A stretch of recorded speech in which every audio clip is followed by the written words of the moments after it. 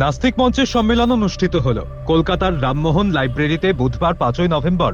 সকাল থেকেই এই সম্মেলন চলে বিকেল পর্যন্ত।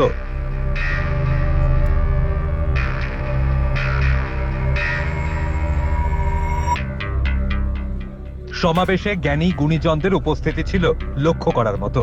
দিনভর ছিল বিভিন্ন অনুষ্ঠান। ভারতবর্ষ আধ্যাত্মিকতার দেশ বা ঈশ্বরবাদের দেশ বা ভাববাদের দেশ নয়।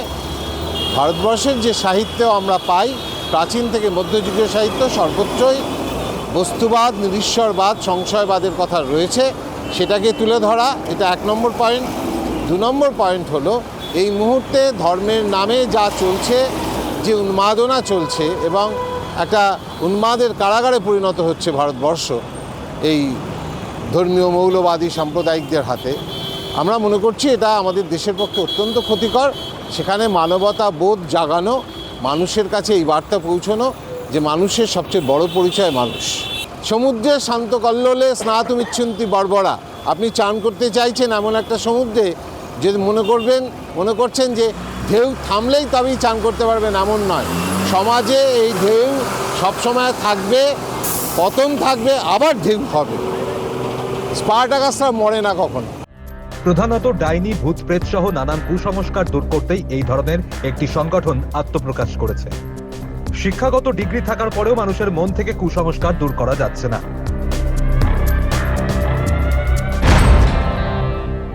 বিজ্ঞান চেতনা বাড়ানো সহ ঈশ্বরের অস্তিত্বকেও এই গোষ্ঠী অস্বীকার করে। তবে তারা আস্তিকদের অসম্মান করে না। মৌলবাদীরা যেভাবে ধর্মীয় আগ্রাসনের ভিত্তিতে যুক্তিবাদী এবং বিজ্ঞান মনস্ক মানুষের ওপর আঘাত আনছে, তার বিরুদ্ধে এই ধরনের একটা সম্মেলনে একটা জোরদার কিছু বক্তব্য রাখা এবং কর্মসূচি নেওয়া এবং আরও কীভাবে যুক্তিবাদী মনন এবং বিজ্ঞান মনস্কতা আরও কীভাবে ছড়িয়ে দেওয়া যায় মানুষের মধ্যে, সেই নিয়ে প্রচার এবং প্রসার দরকার। সেই রকম একটা উদ্দেশ্য নিয়েই এই নাস্তিক সম্মেলন হচ্ছে। এটা অত্যন্ত সময়োপযোগী। ইনফ্যাক্ট আমার মনে হয় এটা অনেকটা, এই উদ্যোগ অনেক দেরিতেই হচ্ছে। কারণ আপনার যদি মনে থাকে যে 80-র দশক পর্যন্ত একটা বিজ্ঞান মঞ্চ কিংবা আরও অনেক ধরনের আপনার বিজ্ঞান মনস্ক যুক্তিবাদী প্রচার প্রসার বেশ ভালো হতো। আন্তর্জাতিক স্তরে আপনার সোভিয়েত ইউনিয়নের পতন এবং তার সঙ্গে সঙ্গে আপনি দেখবেন যে বামপন্থার এক ধরনের, যে পুরনো যে কমিউনিস্ট ধরনের বামপন্থা ছিল, সেইটার একটা পতন আমরা দেখেছি। আমাদের দেশেও গত 20 বছরে আপনি যদি 2004-এর লোকসভার পর থেকে দেখেন, বামপন্থীদের তো সংখ্যা অনেক কমে গেছে। ফলে এই রকম একটা জায়গায় যেখানে বামপন্থীরা অনেক বেশি উইক এবং উল্টো দিকে ধর্মীয় আগ্রাসনের ওপর ভিত্তি করে ফাঁসিবাদী এবং নয়া ফাঁসিবাদী শক্তি তারা যে ধরনের কর্মকাণ্ড চালাচ্ছে, তার বিরুদ্ধে এক ধরনের একটা প্রচার প্রসার দরকার।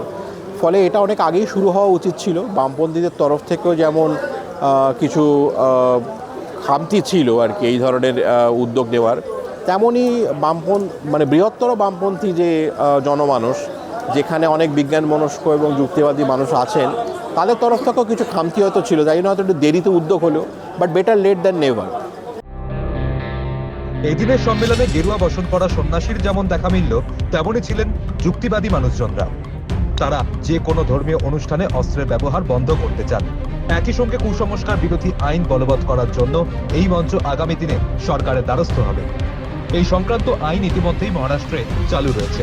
পাশাপাশি তারা বিষয়টি নিয়ে স্কুলেও যেতে চান। বিজ্ঞান মঞ্চকে নতুন করে সক্রিয় করার ব্যাপারে এই মঞ্চ উদ্যোগ নেবে। সরকারকে বা রাষ্ট্রকে বলি যে এটা করা উচিত না, তুমি এটা করছো কেন? যেমন ধরুন, আমরা ইয়েকে ডেপুটেশন দিয়েছিলাম, ডিজিকে ডেপুটেশন দিয়েছিলাম যে অস্ত্র নিয়ে যে মিছিল হয় রামনবমীতে, সেটা না করার জন্য এবং দাঙ্গাটা যাতে না হয়। গত বছর দাঙ্গা হয়েছিল 2টো। এইবার তখন উনি বললেন যে এবারে হবে না, আপনারা নিশ্চিন্ত থাকতে পারেন, আমরা প্রস্তুতি নিচ্ছি। একই সঙ্গে আমরা যখন মহরম হয় তখন গিয়ে বলেছিলাম যে এরা যে অস্ত্র নিয়ে নিজেরাই নিজেদেরকে মারে, আহত করে, এও তো ঠিক না, এই অস্ত্র নিয়ে মিছিল ঠিক না। তখন ওরা বলছে যে আমরা কী করবো বলুন, দেখুন নিজেরা মারলে আলাদা প্রত্যেকে অস্ত্র ব্যবহার করুক, প্লাস্টিকের ছুরি ছোড়া নিয়ে খেলা করুক, কিন্তু অস্ত্র ব্যবহার করাটা ঠিক না। আমরা 2টো ক্ষেত্রেই কিন্তু এটা বলেছি।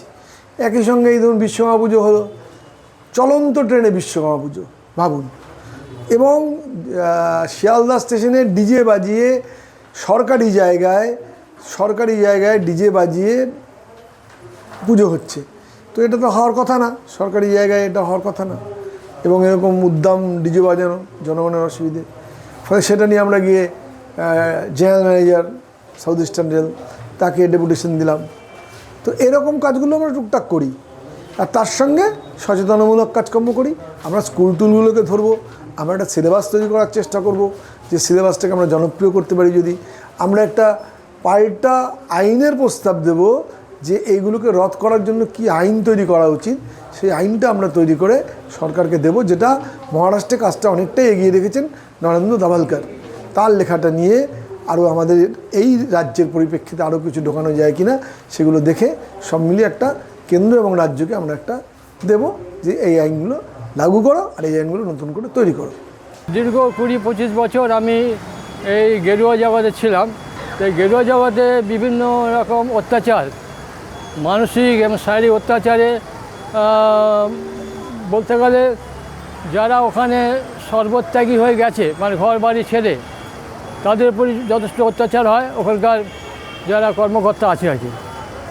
তো তাদের ক্ষেত্রে কোনো রকম প্রতিবাদ করার জায়গা নেই, ওদের কোনো ইউনিয়ন নেই, এবং বেশিরভাগ ক্ষেত্রে তাদের এত বড় মানে পাওয়ারফুল, তাদেরকে প্রশাসন এবং রাজনৈতিক স্তরে তাদের এত লম্বা হাত যে সেখানে কোনো আশ্রমবাসীর প্রতি অত্যাচার বা কোনো রকম নিপীড়নের ব্যাপারে তারা মুখ খুলতে পারে না। ভক্তদের কাছ থেকে পয়সা নিয়ে নিজেরা বিলাসভূষণে ব্যস্ত, এবং ওখানকার যেসব মানে নিরাশ্রয় বলতে গেলে যারা সেবা দাসী বা সেবক, তারা বলছে যে মানসিক এবং শারীরিক অত্যাচার হয়, সেই ব্যাপারটা এখনও জনগণ সম্মুখভাবে জানে না। সেটা আমি উদ্ঘাটিত করতে চাই, যেহেতু আমার একক প্রয়াসে হবে না, তাই আমি নাস্তিক মঞ্চে দাঁড়িয়ে সেই প্রতিবাদটা করতে চাইছি, যাতে আমরা সবাই মিলে ওই জায়গাটা কুঠারাঘাত করতে পারি।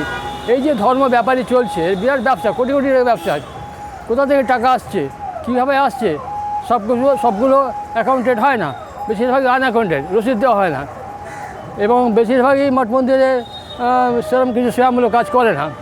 যারা করে তাদের ক্ষেত্রে আলাদা কথা, তারা যথেষ্ট করে।